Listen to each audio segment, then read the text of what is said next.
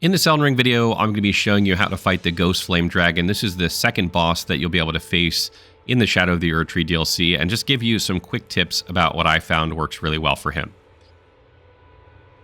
So the first thing that I'll say is that this is not a very difficult fight if you can stay on horseback and just melee his feet, riding around and just, going in and whacking him in the legs and then just keep maneuvering on horseback.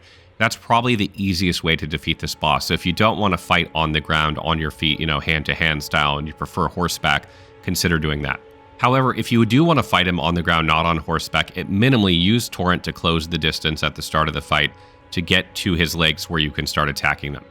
Another really good tip is that if he ever lowers his head while breathing fire, where he's stuck in a long animation, you could consider doing, or like after he jumps, do jump attacks on his head if you can, to increase the amount of stance damage that you do to him, so that you're more likely to stagger him more quickly. You're not only getting damage that way, but you're getting more stance damage, which means he's more likely to stagger.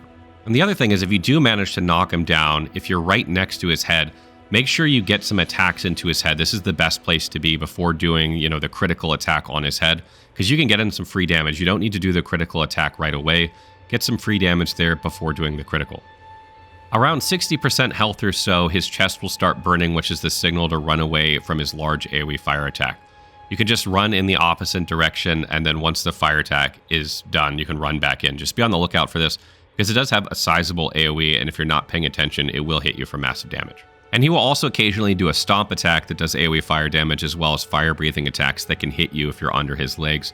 So you sort of need to be a little bit more aware than other dragons about what's happening, because you will have to run in and out or jump occasionally not to get hit.